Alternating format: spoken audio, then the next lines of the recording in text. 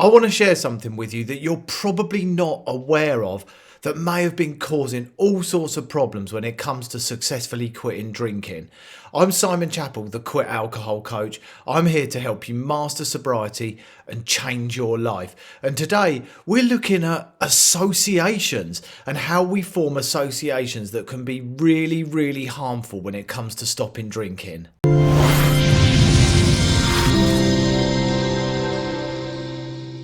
Now, this is my blue jacket. I wear my blue jacket every morning.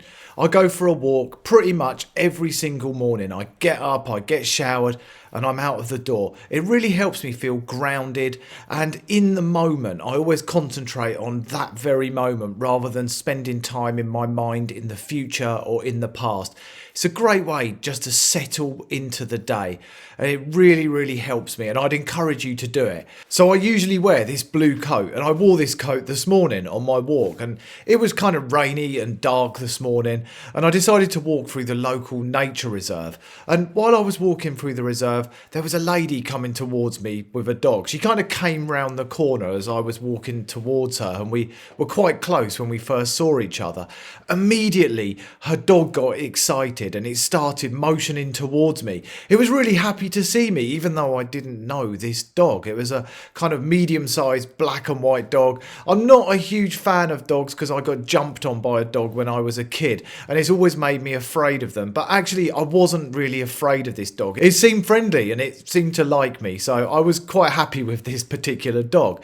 But it was really, really drawn to me. And the lady immediately pulled the dog back and she stopped and said to me, "He thinks you're my partner. My partner wears a blue coat." So the dog had formed an association based on its past experiences that somebody in a blue coat must be her partner, his other owner, his dad.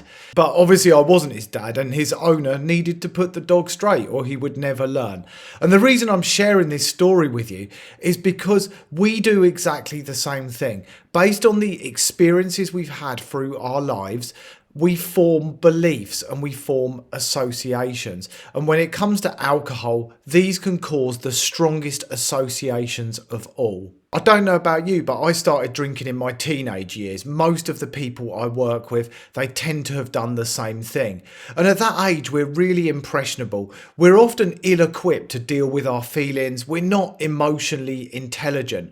So when we consume a liquid that suddenly allows us to lose our inhibitions and feel confident and feel good about ourselves, it numbs out those feelings of anxiety and depression. Suddenly we think this is something amazing. We feel great and we want more of it. And right at that point, we start to form associations based on the experience that we've just had. Alcohol eases anxiety. Association formed. Alcohol helps me relax. Another association formed. If I drink alcohol, I have more fun. Association formed.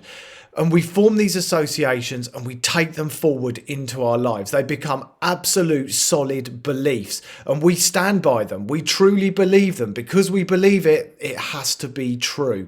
And we stick with them. And they can be incredibly hard to break until we start to get some awareness and clarity around them.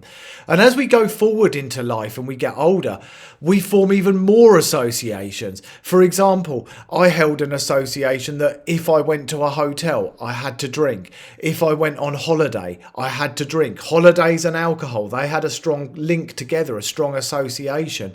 And hotels and alcohol, exactly the same thing. In fact, just about anything and alcohol, I had a strong association. But the key in moving forward and not allowing this to derail your sobriety is to write down all of the things you believe that you've formed associations with. Maybe for you, it's being at home on your own equals alcohol. The two are associated.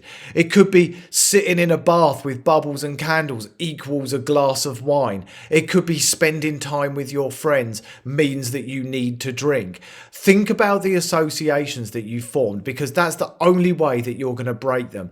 And all the time that we continue to carry these associations, we will firmly believe them. And if we believe them, we're going to find it really hard to quit drinking, because we still have that absolute solid hardwired belief that alcohol will help or add something or make us feel good, or alcohol pairs with this particular activity. Once we bring it out into the light, we immediately start to take away the power and we can begin to work on it. So for example, if you've got an association that alcohol goes hand in hand with staying in a hotel, well, challenge yourself. Stay in a hotel, don't have alcohol, and get the data. Notice how you have more fun. You wake up feeling more refreshed. You don't do things you regret. You're not sick on the floor and have to clear it up in the morning. You don't text people and wake up cringing as you look at your phone and wondering what messages you've got. Just notice it, and the more you do that, the more you break these associations and you start to form new associations that actually staying in a hotel is much better when you don't drink alcohol. I enjoy it more. That association I formed, it served me at a point in my life, but now I'm taking on a new one. But if you don't bring awareness to it, then you're never ever going to break those associations, and you'll probably find yourself keep going back to day one and wondering why. If you can get to the associations that you formed, just like that dog that recognizes blue jackets and thinks it's its dad, you're going to make significant progress. I don't know if the dog's going to make the same level of progress. He's probably going to be barking at people in blue jackets for the rest of his life. But don't be that dog. You're better than that. And you can go so much further just by bringing this out into the light, getting the data, getting the information, and then challenging your own associations. Challenge your beliefs. Get the evidence and notice how those associations just aren't serving you any longer. And this can really impact your motivation. When you keep having setbacks and you feel like you just can't make progress when it comes to quitting drinking, it impacts your desire and it makes you feel like a failure and that you're just not motivated and don't have that hunger to move into an alcohol-free life. So I've put together a video for you that will show you how to get more motivated, and I recommend you watch that video next. It's just to the side of me right now. That's going to show you how to start getting really motivated and really excited about living an alcohol-free life. My YouTube channel is all about helping you master sobriety and change your life. Subscribe to the channel, you'll get notified every time there's new videos, and you'll be part of something really, really special. And I'll see you again on the next video.